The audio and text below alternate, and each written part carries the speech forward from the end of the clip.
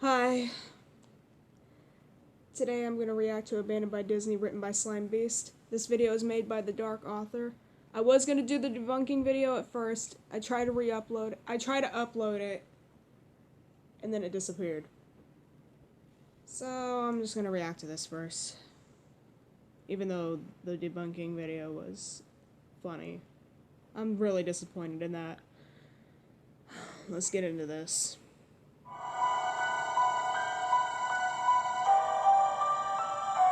This video is going to be half an hour long, by the way, so...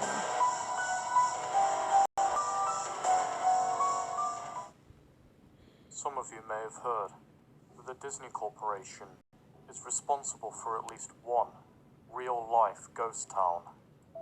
Disney built the Treasure Island Resort in Baker's Bay in the Bahamas. It didn't start as a ghost town. Disney's cruise ships would actually stop at the resort and leave tourists there to relax in luxury. This is a fact. Look it up. Disney blew $30 million on the place. Yes, $30 million. Then they abandoned it. Disney blamed the shallow waters, too shallow for their ships to safely operate on. There was even blame casted on the workers, saying since they were from the Bahamas, they were too lazy to work on a regular schedule. That's where the factual nature of their story ends. It wasn't because of sand, and it obviously wasn't because foreigners are lazy. Both are just convenient excuses. No, I sincerely doubt those reasons were legitimate. Why don't I buy the official story? Why? Because of Mowgli's Palace. Near the beachside city of Emerald Island, North Carolina, Disney began construction of Mowgli's Palace in the late 1990s. The concept was a jungle-themed restaurant with a large, you guessed it, palace in the center of the whole thing. If you're unfamiliar with the character of Mowgli, then you might better remember the story, The Jungle Book. That was a restaurant? Dang! Who'd abandon that? If you haven't seen it anywhere else, you know it as the Disney cartoon from decades past. Mowgli is an abandoned child in the jungle, essentially raised by animals and simultaneously threatened/pursued by other animals. Mowgli's Palace was a controversial undertaking from the beginning. Disney bought up a ton of high-priced land for the project, and there was even a scandal surrounding some of the purchasers. The local government claimed eminent domain on people's homes. They turned around and sold properties to Disney. At one point, a home that had just been constructed was immediately condemned with little to no explanation. The land grabbed by the government was supposedly for some fictional highway project. Knowing full well what was going on, people started calling it Mickey Mouse Highway. There was the concept art. A group of stuffed shirts from DisneyCo actually held a city meeting. They intended to sell everyone how lucrative this project was going to be for everyone. When they showed the concept art, this gigantic Indian palace, surrounded by jungle, Ladder troubles, stuffed with men and women in loincloths and tribal gear, well, suffice to say, everyone flipped their shit. We're talking about a large Indian palace jungle and loincloths, not only in the center of a relatively wealthy area, but also a somewhat xenophobic area of the southern United States of America. It was a questionable mix at that point in history. One member of the crowd tried to storm the stage, but he was quickly subdued by security after he managed to break one of the presentation boards over his knee. Disney took that community and essentially broke it over its knee as well.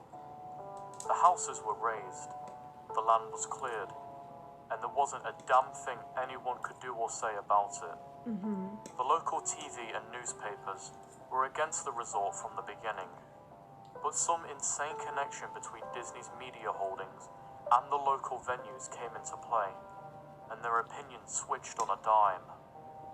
So anyway, Treasure Island, the Bahamas, Disney sunk those millions in and then split. The same thing happened with Mowgli's Palace. Construction was complete. Visitors actually stayed at the resort. Surrounding communities were flooded with traffic and usual annoyances associated with an influx of lost and irate tourists. Then, it all just stopped. Disney shut it down, and nobody knew what the hell to think. But they were pretty happy about it. Disney's loss was particularly funny and wonderful to a large group of folks who didn't want this in the first place. You people are jerks. I honestly didn't give the place another thought since hearing it closed over a decade ago. I live maybe 4 hours away from Emerald Isle, so really I only heard the rumblings and didn't experience any of it firsthand. Then I read this article from someone who had explored the Treasure Island resort and posted a whole blog about all the crazy shit he found there. Stuff just left behind. Things smashed, defaced, probably ruined by the disgruntled former employees who had lost their jobs. Yes. Hell, the locals from all around probably had a hand in wrecking that place. People there felt just as angry about Treasure Island as folks here did about Mowgli's Palace. Plus, there were rumors that Disney had released their aquarium stock into the local waters when they closed, including sharks. Who wouldn't want to take a few swings at some merchandise after that? Well, what I'm getting at is that this blog about Treasure Island got me thinking. Even though many years have passed since its closing, I figured it might be cool to do some urban exploration at Mowgli's Palace. Take some photos, write about my experience, and probably see if there was anything I could take home as a memento. I'm not going to say I wasted no time in getting there, because honestly it took me another year after I first found that Treasure Island article to get around to going to Emerald Isle. Over the course of that year, I did a lot of research on the Palace Resort, or rather I tried to. Naturally, no official Disney site or resource made any mention of the place. That had been scrubbed clean. Even odder, however, was that nobody before myself had apparently thought to blog about the place, or even post a photo. None of the local TV or newspaper sites had one word about the place, though that was to be expected, since they had all swung Disney's way. They wouldn't be out there laundering their embarrassment, you know? Recently I learned that corporations can actually ask Google, for example, to remove links from search results, basically for no good reason. Looking back, it's probably not that nobody spoke of the resort, but rather their words were made inaccessible. So in the end, I could barely find the place. All I had to go on was an old as hell map I'd received in the mail back in the 90s. It was a promotional item, sent out to people who had recently been to Disney World. Smart. And I guess since I had been there in the late 80s, that was recent. I didn't really intend to hang on to it. It just got shoved in with my books and comics from my childhood. I'd only remembered it months into my research, and even then it took me another few weeks to locate the storage bin my parents had shoved it all into. But I did find it. Locals were of no help, as most were transplants who had moved to the beach in the recent years, or old residents who just sneered at me and made rude gestures the second I managed to say, "Where would I find Mowgli's?" The drive took me through an inordinately long corridor of overgrowth. Tropical plants that had run rampant and overpopulated the area, mixed with native species of flora that actually belonged there and had tried to reclaim the land. I was in awe when I reached the first gate of the resort. Tremendous, monolithic wooden gates, whose supports to either side looked like they must have been cut from the giant sequoias. The gate itself had been gouged in, several places by woodpeckers, and eaten away at the base by burrowing insects. Hanging on the gate was a sheet of metal, some random scrap with hand-painted letters scrawled in black. Abandoned by Disney. Clearly the handiwork of some past local, or an employee who wanted to make some small protest. The gates were open enough to walk through, but not drive. So grabbing my digital camera, and the map whose flip side showed a layout of the resort, I set off on foot.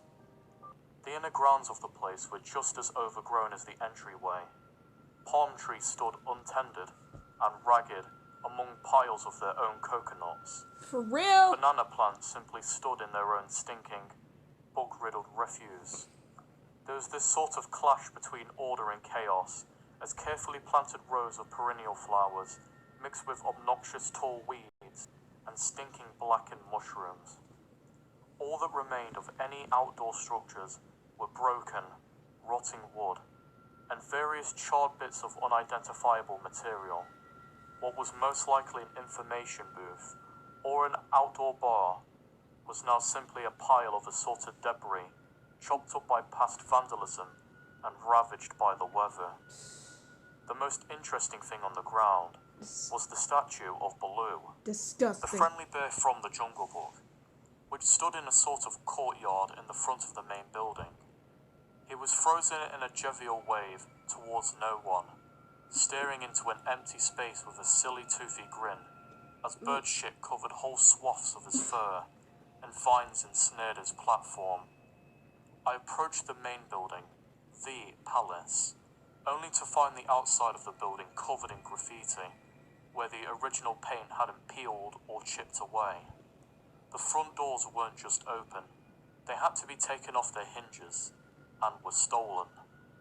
Above the front doors of the gaping mall where they had been, someone had once again painted, "Abandoned by Disney." I wish I could tell you about all of the awesome stuff I saw inside that palace. Forgotten statues, abandoned cash registered, a full-fledged secret society of homeless bums. But no. The inside of the building was so stark, so bare, that I actually thought people had stolen the moulding off the walls. Anything that was too big to steal, counters, desks, giant fake trees, they were all resting amidst this empty echo chamber that amplified my every step like a slow rat-a-tat of a machine gun. I checked the floor plan and headed to all the locations that might seem in any way interesting. The kitchen was, as you'd imagine, an industrial food prep area with all the appliances in space, no expenses spared. Every glass surface was broken, every door knocked off its hinges, But what's the point of going in every there? metal surface kicked and dented. The entire place smelled like very old piss. You know what? This is an example of a really high thrill-seeking fool. This person right here is a thrill-seeker. He's freaking brave for that. Yo, whoever went into this building, hats off to you. I'm surprised you made it out of there alive. Freezer, not even remotely cool now, had row upon row of empty shelf space. Hooks hung from the ceiling, probably for hanging cuts of meat. As I stood inside for a moment, I noticed they were swinging. Each hook swung in a random direction, but their movements were so slow and small that it was almost impossible to see. I figured it had been caused by my prior footsteps, so I stopped one from swinging by clutching it in my fist, and then carefully let it go. But within seconds, it started to swing once more. Paranormal The activity? bathrooms were in much the same state as the rest of the place, just like the Treasure Island resort. Someone had methodically smashed each porcelain commode with coconuts and other implements. There was about a half-inch of rancid, stinking, stagnant water on the floor. Oh. So I didn't stay there very long. Good. What's odd is that the toilets and the sinks, and the bidets in the ladies' room, yes, I went there, all dripped, leaked, or just ran freely. It seemed to me that they should have shut the water off long ago. There were plenty of rooms in the resort, but naturally I didn't have time to look through them all. The few I did peer into were similarly wrecked, and I didn't expect to find anything there. I thought there was a television or radio in one of the rooms, as I really thought I could hear a quiet conversation coming out, though it was like a whisper, Probably my own breathing echoing in the silence. Nah, Or bruh. just another case of the sound of water playing tricks Nah, on the bruh. mind. This is what I thought it sounded like. I didn't believe it. A short unknown reply. I didn't know that. I didn't know that. Your father told you. Whose An father? unknown reply, or possibly just weeping. I know. That sounds ridiculous. Paranormal But I'm activity. just telling you what I I figured. experienced. Why I thought there may have been some things running in that room. Or worse, some vagrants who had holed up there and probably would have knifed me. At the front doors of the palace again, I figured I hadn't found anything of note and had just wasted the trip up. As I looked out the door, I noticed something interesting in the courtyard that I had apparently missed. Something that would get me at least one thing to show for all of my trouble, even if it was just a photo. There was a lifelike statue of a python, maybe 8 feet long, coiled up and sunning itself like on a snakes. pedestal right in the center of the area. It was almost time for the sun to begin setting, so the light fell onto the object in the perfect way for a photo. I approached the python and snapped a photo. Then I stood on my toes and snapped another. I moved closer again to get the detail of its face. Slowly, casually, the python lifted its head, looked directly into my eyes, Yep, it's turned, paranormal activity. and slithered off the pedestal across the grass. Oh, it was alive. into Never mind. the woods, before its tail even left the sunning spot. Oh. Disney had released all of their exotic animals onto the ground. Right there on my floor plan map was the reptile house. I Ugh. should have known. I'd read about sharks at Treasure Island, and I should have known that they had done this. I was just dumbfounded, utterly stupefied. My mouth must have been hanging open for the longest time before I came back down to earth and snapped it shut. I blinked a few times and backed away from where the snake had been, back towards the palace. Even though it was totally gone, I still wasn't taking any chances and backed my way into the building. I took a few deep breaths and slaps to my own face to get myself right in the head again after that. I looked for a place to sit down, as my legs were feeling a bit like jelly at this point. Of course, there was no place to sit down, unless I wanted to recline in the broken glass and dead leaf carpet, or haul myself onto a desk of questionable reliability. I'd seen some stairs near the palace's lobby, and decided to go and have a seat there until I felt better. The staircase was far enough away from the front of the building to be relatively clean, save for a startling accumulation of dust. I pulled a wedge of metal off the wall, once again painted with the "Abandoned by Disney" Again? motto that I had become accustomed to. Bruh. I placed the wedge on the stairs and sat on it to keep at least somewhat clean. The stairway led downward, below ground level. Using my camera flash as a sort of improvised torch, I could see that the staircase ended in a metal mesh door with a padlock, a sign on the door, a real sign. It read, "Mascots only, thank you."